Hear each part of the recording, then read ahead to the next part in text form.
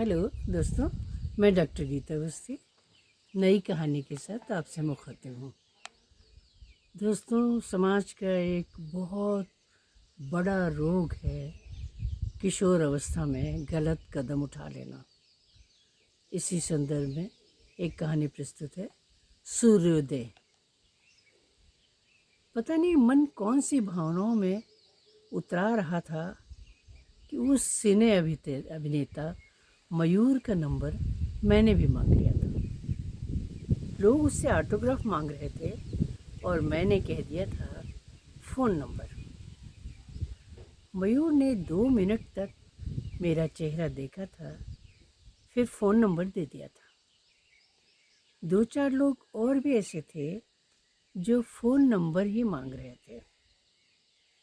मन अंदर से कांप रहा था। घर वालों को पता चल गया तो बहुत डांट पड़ेगी। बाबूजी बोलेंगे कि कॉलेज पढ़ने जाती हो या अभिनेताओं के फ़ोन नंबर लेने। सच में बिल्कुल भी लिहाज नहीं करेंगे बाबूजी। सीधे सीधे कह देंगे घर बैठो, प्राइवेट एग्ज़ाम दे देना। बिना कॉलेज गए भी पढ़ाई हो सकती है और डिग्री मिल सकती है। सिने अभिनेता भी उभरते हुए कलाकारी थे, नया नशा था। ऑटोग्राफ से लेकर फ़ोन नंबर तक खूब बांट रहे थे। मैं भी नशे में झूम रही थी कि सिने अभिनेता मयूर का फ़ोन नंबर मेरे पास है।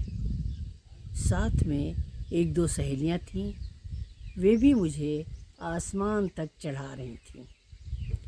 आसमान तक पहुंचने के बाद मुझे बस बादल ही बादल दिख रहे थे। उसी धुंध में मैंने उस फ़ोन नंबर पर फ़ोन कर दिया था। जवाब में वही स्वर सुनाई पड़ा था। मन वो आवाज़ दोनों कांप रहे थे। फिर भी मैंने कहा था कि मैं आपके साथ एक फ़ोटो चाहती हूँ।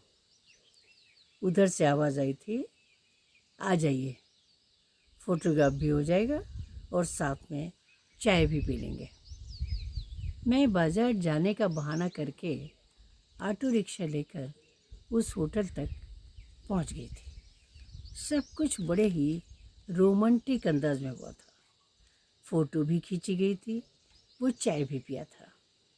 साथ ही हो गया था कुछ ऐसा जो नहीं होना चाहिए था। घर लौटने के बाद मन खुद को ताने दे रहा था कि मैं इतनी कमज़ोर क्यों निकली। मन सशंकित भी था कि परिणाम कहीं विनाशकारी न हो। चिंता के कारण मैं लगातार मानसिक दबाव में थी। फलतः शरीर पर बराबर असर आता जा रहा था। परिणाम वो हुआ जिसकी उम्मीद थी। मैं मानसिक तौर पर अर्धविक्षिप्त सी हो रही थी। कोई पूछता था कुछ और मैं जवाब देती थी कुछ। दोपहर जब माँ ने सशंकित नज़रों से मेरे शरीर की तरफ देखा था तो मैं अंदर तक कांप गई थी। शाम को उसी होटल तक गई थी और उस अभिनेता के एड्रेस के बारे में पूछा था तो जवाब ना में मिला था। हम किसी भी कस्टमर का एड्रेस किसी को नहीं बताते। मन ने कुछ निर्णय लिया था। मैं घर आई थी। अम्मा की अलमारी से जेवर वो कैश निकाला था, वो कुछ पैसे जो मैंने बचा कर रखे थे। लेकर रात को सामान सहित स्टेशन आ गई थी। मुंबई आकर मैंने एक स्लम एरिया में आकर एक छोटी सी कोठरी ले ली थी। पहली रात पूरी तरह से जग कर स्टेशन पर ही गुजारी थी। वहीं पर एक रिक्शे वाले से कम किराए की कोठरी की बात की थी और वो भला आदमी मुझे छोड़ गया था। अगले दिन पूरी हिम्मत के साथ मैंने अगला कदम बढ़ाया था। आधार कार्ड लाई थी और मैंने अपना नया पता उसमें डलवाया था। बैंक जाकर मैंने अकाउंट खोला था और लॉकर लेने की विधि की जानकारी ली थी। एक महिला क्लर्क हमारे ही गांव के आसपास की थी। मैंने उसे अपनी व्यथा सुना दी थी। उसने पूरा सहयोग करने का वचन दिया था। मैंने उसका पता व फ़ोन नंबर ले लिया था। उस शाम मन प्रफुल्लित था कि कोई तो अपना यहाँ मिल गया। उसने मुझे स्लम एरिया के पास के एक अस्पताल के बारे में भी बताया था। मैंने मुंबई आकर फिर एक बार मयूर का नंबर लगाया था, परंतु उधर से कोई जवाब नहीं मिला था। मन एक बार फिर से हताश हो गया था, परंतु सोच लिया था कि अंत तक संघर्ष करेंगे।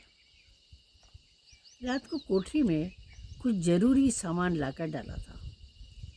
उसमें एक चटाई, चादर, कुछ बर्तन, थोड़ा सा राशन, सब्जी वगैरह ले आई थी। पहली बार समझ में आया था कि घर गृहस्थी कैसे चलती है।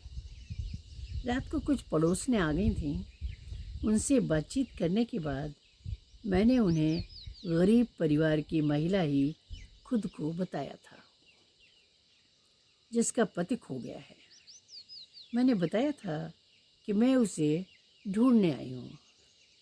मैंने उनसे काम दिलाने की गुजारिश भी की थी। मैंने उन्हें बर्तन मांजने से लेकर ट्यूशन पढ़ाने तक के काम की बात कही थी। उनकी नज़रों में मुझे लेकर सहानुभूति थी।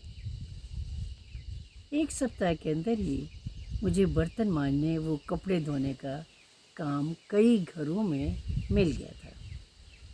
एक घर में खाना बनाने का काम भी मिल गया था। यद्यपि मन डर रहा था।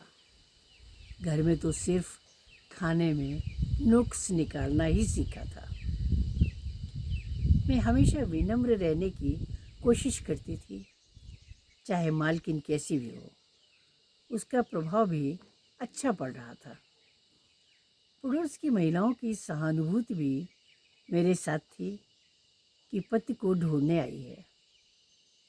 पूरे दिन काम करने के बाद जब कोठरी में ज़मीन पर चटाई बिछाकर लेटती थी तो घर की याद बहुत आती थी।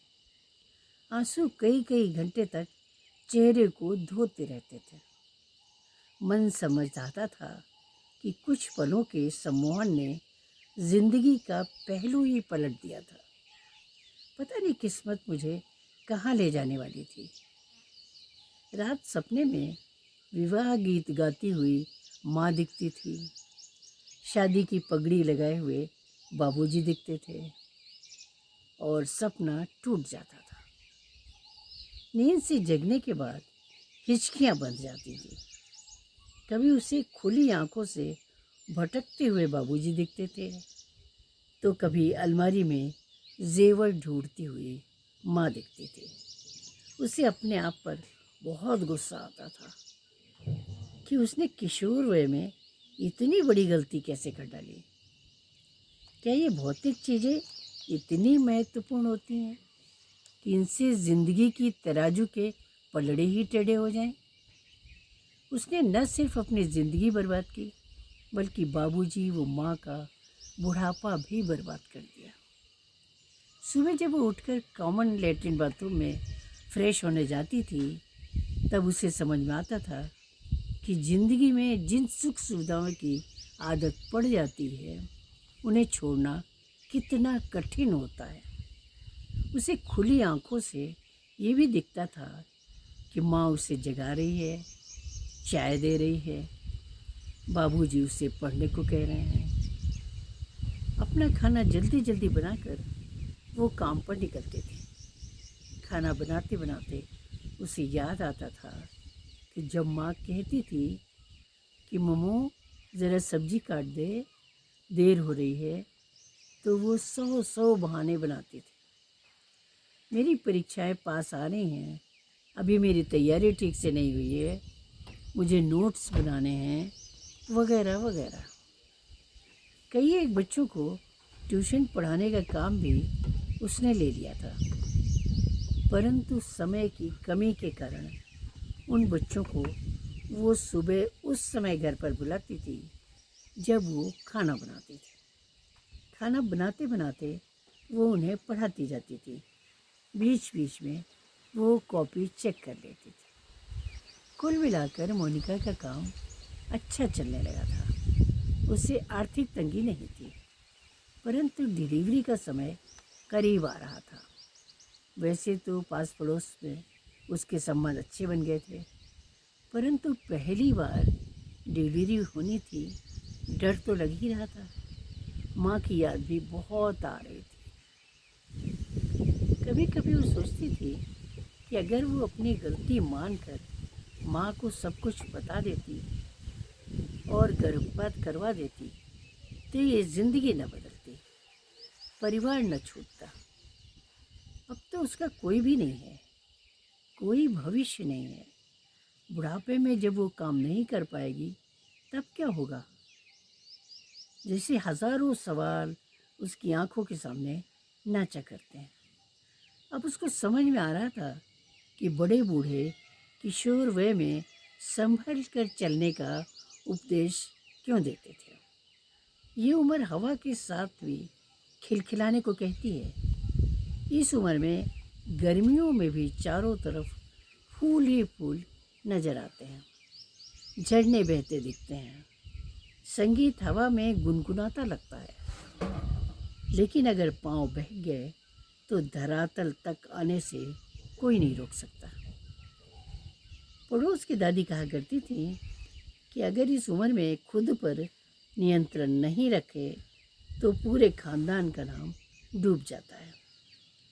उसे अब लग रहा था कि थोड़ी सी भावुकता में उसने अपनी जिंदगी बर्बाद कर ली। अचानक उसके विचारों की श्रृंखला टूट गई थी। बाहर की कुंडी खड़की थी। पड़ोस की यशोदा दीदी थी। कह रही थी, तुम्हारा पूरा टाइम चल रहा है, रात बिरात कभी भी ज़रूरत पड़े तो आवाज़ दे देना। मैं बाहर वाले बरामदे में ही सोती हूँ, संकोच मत करना। मैंने ऑटो वाले को भी बोल दिया है, आ जाएगा, पास में ही रहता है। हम सभी अपने हैं, पड़ोस वाले काम नहीं आएंगे तो कौन आएगा?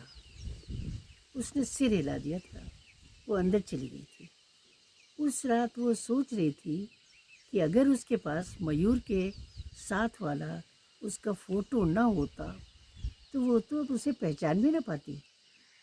कैसा क्षणिक भावावेश था उसमें, इतना बड़ा निर्णय। सचमुच ये उम्र बावली होती है। अगले दिन वो कुछ अधिक ही थक गई थी, इसलिए रात का खाना नहीं बनाया था। पड़ोस की सरला चाची ने आवाज़ लगाकर पूछा था, मोनिका क्या बनाया है? उसने वहीं से कहा था, चाची आज मन नहीं था, कुछ भी नहीं बनाया है। थोड़ी देर में सरला चाची सरसों का साग और मक्का की रोटी लेकर आ गई थी और अपने सामने मोनिका को खिलाया था। मोनिका की आंख में आंसू आ गए थे। पराए शहर में रहने वाले भी कितने अपने हो गए हैं। रात को मोनिका को दर्द शुरू हो गया था। उसने यशोदा व सरला को बुला लिया था। सब उसे अस्पताल ले गए थे। सुबह सूर्योदय होते ही उसके जीवन में भी सूर्योदय हो गया था। नन्हे से सूरज ने उसके जीवन में कदम रखा था। सरला चाची ने उसे बताया था। सभी लोग रात भर जगे थे। सुबह सरला चाची व यशोदा दी बारी बारी से घर गई थी। वो उसके लिए चाय लाई थी। सरला चाची उसके पास पलंग पर आकर बैठ गई थी। सरला चाची ने बच्चे का मुंह देखकर कहा था, तुम्हारे जैसा तो नहीं है, शायद अपने पिता पर गया है। फिर सामने जाते व्यक्ति को देखकर बोली थी, शायद इस जैसा है। मोनिका ने उधर देखा था तो उसे यकीन नहीं हो रहा था। वो मयूर ही था। उसका हेयर स्टाइल, चलने का स्टाइल सब वही था। उसने लेटे लेटे पुकारा था, मयूर। 2 सेकंड के लिए मयूर पलटा था फिर पलंग के पास आकर बोला था, आपने बुलाया? फिर चौंक कर बोला था, तुम यहाँ कैसे? बाद में उसने बताया था कि फिल्म लाइन छूट गई थी, काम नहीं मिलता था। अब एक कंपनी में काम करता हूँ। एक कर्मचारी को अस्पताल देखने आया था। मोनिका ने कहा था, अपने बेटे को नहीं देखोगे? उसने मुस्कुरा कर कहा था, शाम को घर ले चलूँगा, तब जी भर कर देखूँगा। जाकर तैयारी कर लूँ। अभी तो बेटे की माँ से बहुत सी बातें करनी है। सब मुस्कुरा दिए थे। उसके जीवन में भी सूर्योदय हो चुका था। नमस्कार।